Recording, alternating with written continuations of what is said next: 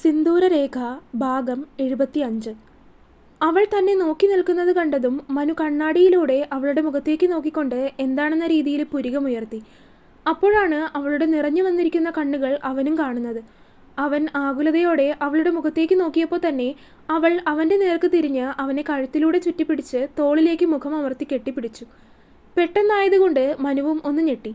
പക്ഷേ അടുത്ത നിമിഷം തന്നെ കയ്യിലുണ്ടായിരുന്ന സാരി അവിടെ തന്നെ വെച്ച് അവൻ അവളെ ചേർത്ത് പിടിച്ചു.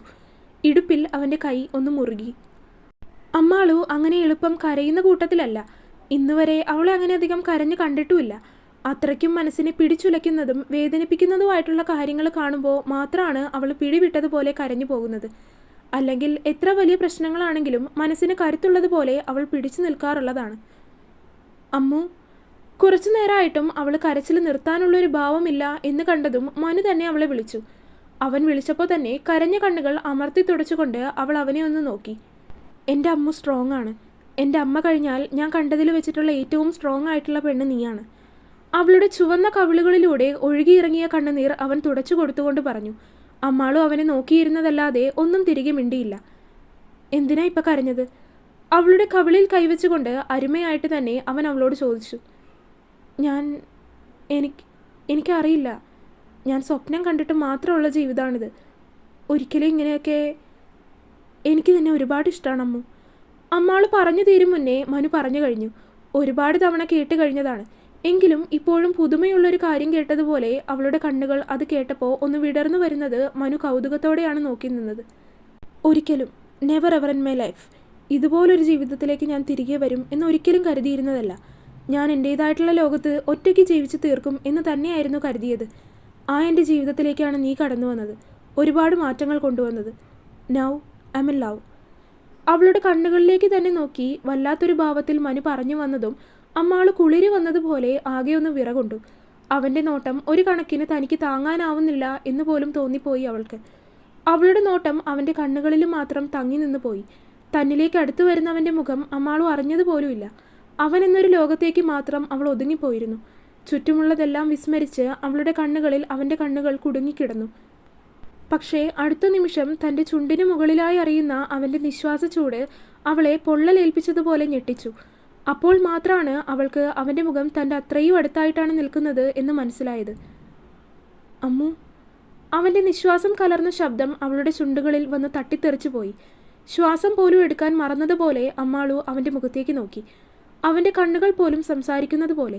തോളിലിരുന്നിരുന്ന അവളുടെ കൈകൾ അവൾ പോലും അറിയാതെ അവൻ്റെ നീളൻ മുടിയിഴകളിലേക്ക് ഇഴഞ്ഞു കയറി. കണ്ണുകൾ വിറപൂണ്ട് അടഞ്ഞുപോയി. അവളുടെ മാറി വരുന്ന ഈ മുഖഭാവങ്ങൾ കണ്ടാൽ മാത്രം മതിയായിരുന്നു മനുവിന്. കൂടുതൽ താമസിച്ചില്ല. അവൻ്റെ ചുണ്ടുകൾ നൂലിഴ വ്യത്യാസത്തിൽ അവളുടെ ചുണ്ടിനടുത്തേക്കെത്തി. അമ്മാളു അവൻ്റെ മുടിയിഴകളിലേക്ക് കൈ കടത്തി അവിടെ ഒന്ന് അമർത്തി.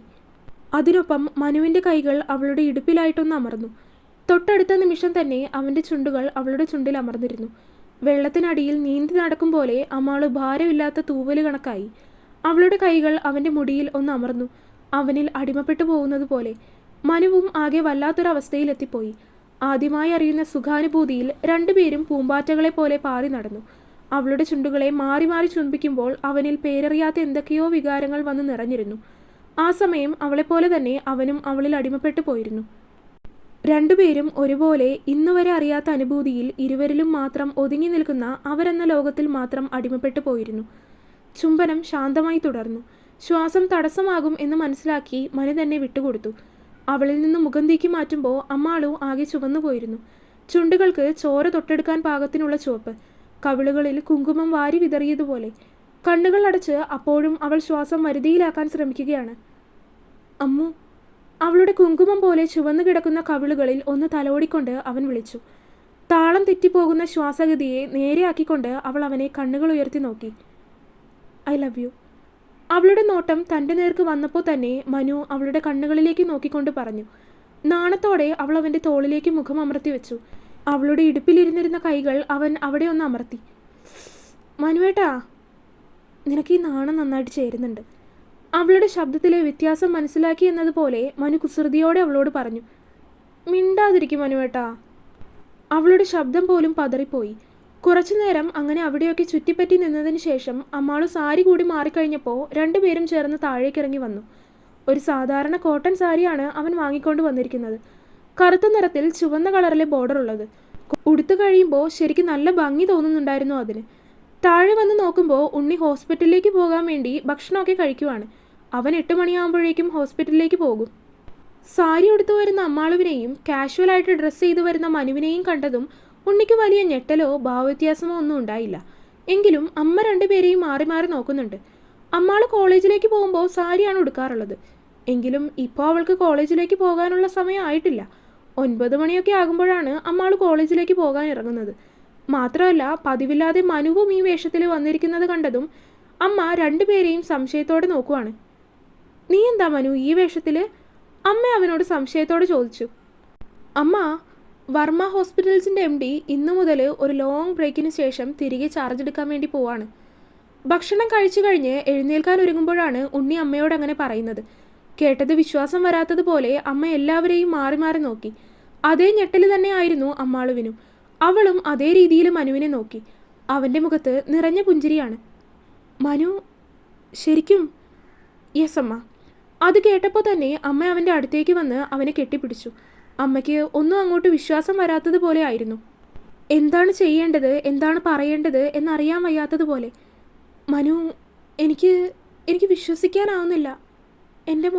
എൻ്റെ മോൻ അമ്മയ്ക്ക് പറയാൻ വാക്കുകൾ കിട്ടാത്തതുപോലെ ആകെ കുഴഞ്ഞു പോകുന്നു. അമ്മാളുവാണെങ്കിൽ ഇതെല്ലാം കണ്ട് ആകെ അന്തം വിട്ടതുപോലെ നിൽക്കുവാണ്. അമ്മാളു, കേട്ടോ നീ? മനു ഹോസ്പിറ്റലിൽ പോകാൻ പോവാണെന്ന്. മനുവിനെ വിട്ട് അമ്മ അവളുടെ അടുത്തേക്ക് വന്ന് വലിയ കാര്യം പോലെ പറഞ്ഞു. അമ്മാൾ പുഞ്ചിരിച്ചു.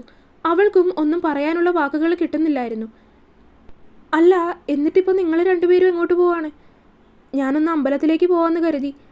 എന്നിട്ട് നീ എന്താ ഈ വേഷത്തിൽ? ഇങ്ങനെയാണോ അമ്പലത്തിലേക്ക് പോകുന്നത്? അമ്മ അവൻ്റെ വേഷം നോക്കിക്കൊണ്ട് സംശയത്തോടെ അവനോട് ചോദിച്ചു. അമ്പലത്തിനുള്ളിലേക്ക് എൻ്റെ ഭാര്യ കയറും. എനിക്കെന്തായാലും ഡ്രസ്സൊക്കെ മാറി തിരികെ പോകാനൊക്കെ ആയിട്ടുള്ള ടൈം ഉണ്ടാവില്ല. എന്നാലും നല്ലൊരു ദിവസമായിട്ട് നിനക്കൊന്ന് അമ്പലത്തിൽ പോകായിരുന്നു മനു. അവൻ പറഞ്ഞതും അമ്മ തിരികെ പറഞ്ഞു. അതിന് അവൻ അമ്മയുടെ കവിളിലൊന്നും തട്ടിക്കൊണ്ട് അമ്മാളുവിനെ കൂട്ടി അമ്പലത്തിലേക്ക് ഇറങ്ങി. പറഞ്ഞതുപോലെ തന്നെ അമ്മാളും അമ്പലത്തിൻ്റെ ഉള്ളിലേക്ക് കയറി പ്രാർത്ഥിച്ചു. മനു അമ്പലത്തിന് പുറത്തു നിന്ന് തന്നെ പ്രാർത്ഥിച്ചു.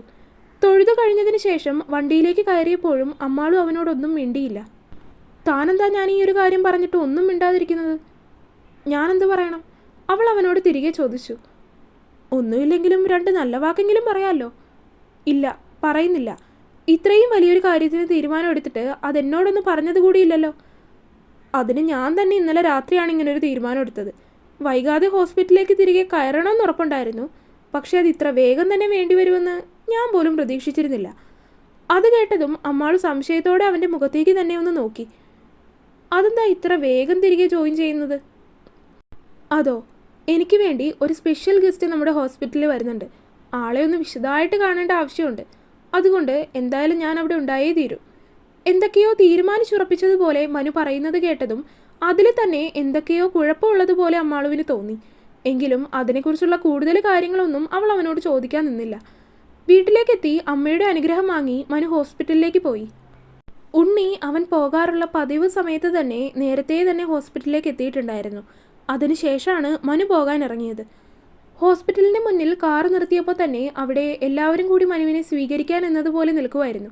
അവരോട് ആരോടും മനുവാണ് വരുന്നത് എന്ന് പറഞ്ഞിട്ടുണ്ടായിരുന്നില്ല. ഒരു ഗസ്റ്റ് വരുന്നുണ്ട് എന്ന് പറഞ്ഞാണ് എല്ലാവരെയും അവിടെ നിർത്തിയത്. പക്ഷേ പെട്ടെന്ന് കാറിൽ നിന്നും മനു ഇറങ്ങി വരുന്നത് കണ്ടതും എല്ലാവരുടെയും കണ്ണുകളിൽ ആശ്ചര്യവും അത്ഭുതവും വിടരുന്നത് ചെറിയൊരു പുഞ്ചിരിയോടെ ആയിരുന്നു മനു നോക്കിക്കണ്ടത്. അതേ പുഞ്ചിരിയോടെ തന്നെ അവൻ കാറിൽ നിന്നിറങ്ങി. കണ്ണിലെ കൂളിംഗ് ഗ്ലാസ് ഒന്നും മാറ്റിയതിനു ശേഷം അവൻ ഹോസ്പിറ്റലിൽ മുഴുവനായി ഒന്ന് നോക്കി. വെൽക്കം സാർ എന്ന് പറഞ്ഞ് ഒരു പെൺകുട്ടി ഒരു ഫ്ലവർ ബൊക്കെ കൊണ്ടുവന്ന് മനുവിൻ്റെ നേരെ നീട്ടി. അവനത് കൈകളിലേക്ക് വാങ്ങിയതിന് ശേഷം അകത്തേക്ക് കയറി. പടികൾ കയറുമ്പോൾ ഉണ്ണി അവൻ്റെ അടുത്തേക്ക് വന്നു. വെൽക്കം ബാക്ക് ഏട്ടാ. അല്പം തമാശ പോലെ ഉണ്ണി പറഞ്ഞതും മനു അവനെ ചേർത്ത് പിടിച്ചിരുന്നു. അവിടെ നിന്നിരുന്ന എല്ലാവരെയും നോക്കി ഒരു പുഞ്ചിരി കൊടുത്തുകൊണ്ട് ഉണ്ണിയും മനുവും ഒരുമിച്ച് അകത്തേക്ക് കയറി. അവൻ ബോർഡ് റൂമിലേക്കാണ് നടന്നു കയറിയത്. ഹോസ്പിറ്റലിൻ്റെ മെയിൻ സ്റ്റാഫുകളോട് എല്ലാവരോടും ഇന്ന് രാവിലെ ഒരു മീറ്റിംഗ് ഉണ്ടായിരിക്കും എന്ന് നേരത്തെ അറിഞ്ഞിരിക്കുന്നത് പ്രകാരം എല്ലാവരും അവിടെ എത്തിയിട്ടുണ്ടായിരുന്നു. അകത്തേക്ക് കയറി മെയിൻ ചെയറിൽ മനു ഇരുന്നു. Good morning everyone, and I am introducing myself to you for those who don't know me. I am Manav Verma, Chairman and Managing Director of Verma Hospitals, and I am Mr. Madhav Verma's brother. അത് പറയുമ്പോൾ എന്തോ അവനൊരു തരം അഭിമാനം പോലെയാണ് തോന്നിയത്. തുടരും. അപ്പോൾ വീഡിയോ കണ്ടവരെല്ലാവരും വീഡിയോ ലൈക്ക് ചെയ്യുക. നിങ്ങളുടെ അഭിപ്രായങ്ങൾ എന്തായാലും അത് കമൻറ്റായിട്ട് അറിയിക്കുക. ചാനൽ സബ്സ്ക്രൈബ് ചെയ്യാത്തവരൊക്കെ സബ്സ്ക്രൈബ് ചെയ്യുക. അടുത്ത പാർട്ടായിട്ട് നാളെ വരാം. ബൈ.